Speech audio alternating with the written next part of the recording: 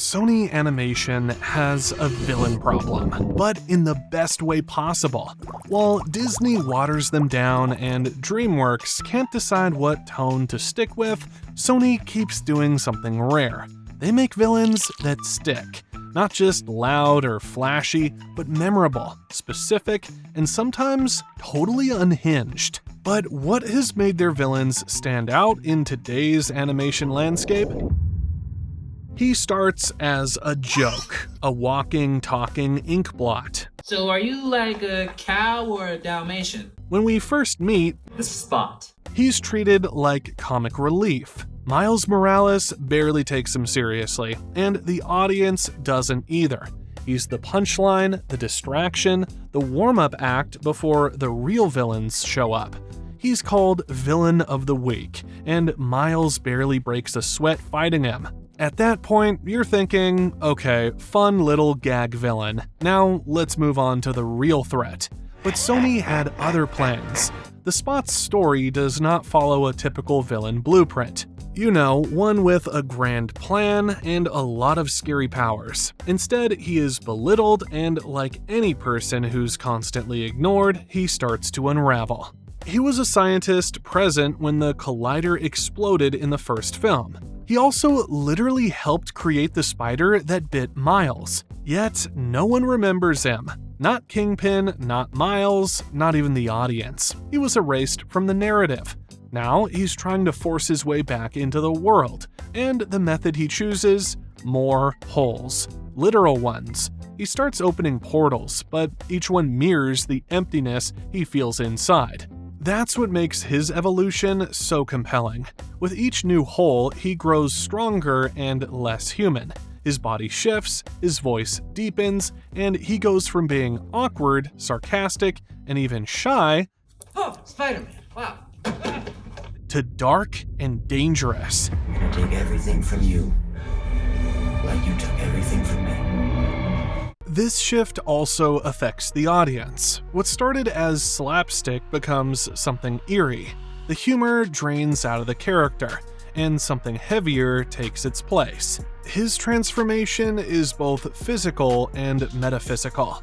Phil Lord and Chris Miller, the producers behind Across the Spider-Verse, have always been fascinated with characters who feel out of step with their worlds. In an interview with IndieWire, they mentioned that they initially rejected the idea of the Spot because they thought he was too dorky to be a supervillain. But the longer they sat with him, the more they realized he represented something deeper: the fear of irrelevance. Compare that to how Disney often writes villains. In recent years, their antagonists are either misunderstood figures who get a redemption arc, or weak plot devices who exist to be defeated in the final act. Think Magnifico from Wish or Governor John Ratcliffe in Pocahontas. There's little room for genuine menace with these guys. And then there's DreamWorks. These guys swing both ways. Sometimes you get Drago from How to Train Your Dragon 2, full of raw trauma and power. Other times, you get whatever Prince Charming was doing in Shrek the Third. Sony, on the other hand, gives us villains like the Spot, who carry psychological weight. He affects the protagonist and the entire narrative itself. He's angry that he was sidelined, and the movie rewards that rage with real consequences. He becomes the central threat by refusing to let go of his hurt, and that matches the film's themes. Miles refuses to accept the fate of his father, Please understand. You can't ask me not to save my father. while the Spot demands that the world give him its attention. And of course, he also wants to hurt Miles. But anyway, neither character stands still. Both keep reaching. One toward freedom, the other toward proof. The audience feels that chase. They walked in expecting a minor villain, but walked out haunted by the guy who was almost beaten by a convenience store clerk. The viewers changed as the narrative did. They stopped laughing and started rewatching, but this time with more concentration and tension. That's the mark of a strong villain. Someone who changes the temperature of the story, breaks the rhythm, and leaves a trail. But even before The Spot, Sony created a masterpiece in villainy, not just with one, but with two incredibly written bad guys. Only one other production studio has been able to make something similar since. Let's start with the first image most people remember from Into the Spider-Verse. A hulking black mass with a tiny head, stomping through a portal like a pissed-off refrigerator. That's Kingpin. There's no mystery to him. He wants something, and he'll crush everything in his way to get it. Kingpin's character design is a punchline and a warning at the same time. The man looks ridiculous, but no one's laughing. Dude has no use for finesse or subtlety. He shows up, and the whole room changes into something claustrophobic because of how much space he takes up. He's pure weight, physically, emotionally, narratively. Hey, you like my new toy?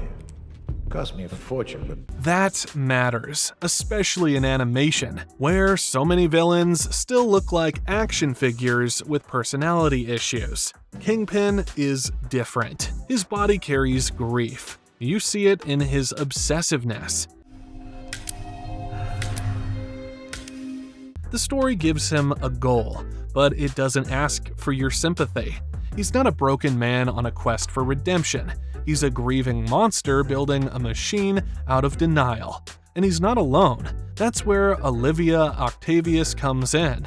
My friends actually call me Liv. My enemies call me Doc Ock. When Miles and Peter break into Alchemax expecting a boring scientist, they get a chaotic nerd in round glasses who talks like she's doing a podcast about evil. Dr. Olivia Octavius is sharp, twitchy, and weirdly cheerful for someone trying to collapse the multiverse. And then the arms come out. It's a genuine surprise. Olivia's greatest strength is her unpredictability. She's light on her feet, not burdened by grief like Kingpin. She plays, she experiments, she stretches moments, and her scenes are loud, fast, and full of movement. She's dangerous, but she's not heavy. You never quite know what she'll say or do next. This is what makes the villain mix in Spider-Verse so effective. You have Kingpin, who is deliberate and forceful. Then you have Olivia, who dances around chaos and lands punches while dropping punchlines. One carries sorrow, the other carries thrill. Together, they cover a wide emotional range. The two share a close similarity with DreamWorks' Death and Jack Horner. For both movies, the audience stays on edge because they never let the threat feel stale. There's always a different type of pressure and release waiting around the corner.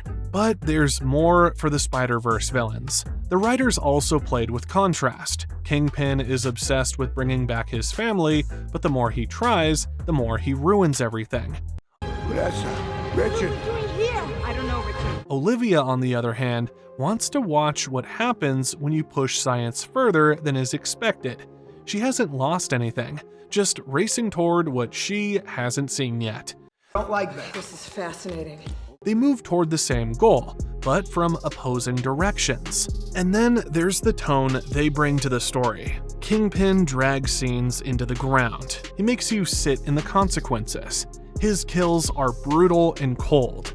He murders Spider-Man in the opening act, and the movie doesn't soften it. It's loud and quick and final. Olivia brings something else. Her action scenes feel like boss levels in a video game. There's music, confusion, and danger. You laugh and wince in the same breath. This contrast helps the movie build momentum without losing emotional clarity. But here's the best part, neither one tries to steal the show.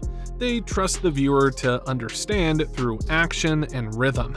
That's rare in modern animation. So many movies still over-explain. They're afraid to let a villain just be terrifying. Spider-Verse doesn't have that fear. Kingpin and Olivia are loud, physical proof that animated villains don't need apologies. They just need purpose and presence. But this was a movie that generally demanded cold villains. You can't have several universes in danger and write a soft villain into it. However, Sony made us understand that even when the movie is about something as safe as food, they can still write the best kind of villain you can think of. Chester V is the villain who walks in like a savior. Greetings, friends, and namaste. Chester V? He's the clean-cut tech mogul who talks like a TED Talk, looks like Gandhi, and moves like a yoga ad. He's not your classic cackling madman. He's smooth, smart, and always in control. And that's what makes him dangerous. As the CEO of LiveCorp, Chester V presents himself as a beacon of innovation.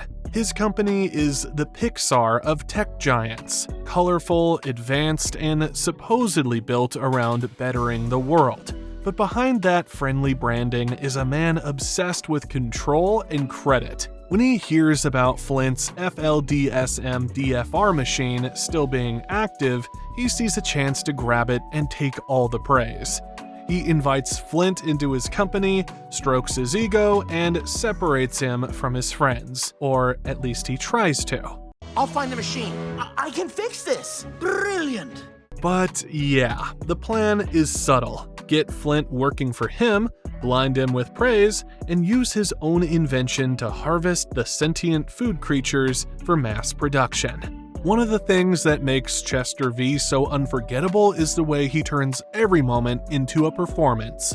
Every scene with him is loaded with flair. He speaks with big hand gestures, flashes a rehearsed smile, and constantly uses flashy holograms to sell his genius. My holograms and I were having an urgent brainstorming session. Compared to other characters, Chester stands apart. Flint is messy, full of hope, and prone to spiraling into wild inventions. But Chester is calculated. He only says what moves his plan forward. He never doubts himself, and he never lets emotion in. He surrounds himself with empty space, like he doesn't need the world around him. He also treats others with clear disrespect, especially Barb, his assistant. Barb is an intelligent, genetically enhanced orangutan with advanced speech and hacking skills. She gets angry whenever someone calls her a monkey, but Chester never stops calling her one. Good monkey! To the helicopter! He doesn't care about her dignity and only values what she can do for him. This mistreatment reveals a lot about Chester. He wants control over everyone, even those closest to him. He disguises it behind friendliness and clever speeches, but the truth is always there in how he talks to Barb, how he manipulates Flint, and how he twists every situation in his favor. Where are we gonna find someone so desperate? Compared to other villains in animated films, Chester V stands out for his emotional manipulation. He doesn't rule by fear like Kingpin. He doesn't unleash chaos like Dr. Doofenshmirtz. He operates with charm and calculated dishonesty. His version of evil is polished, corporate, and clean. That's what makes it hit different. Kids might not catch every single layer, but they feel it. His language feels wrong. His behavior feels off, and his smile is too smooth.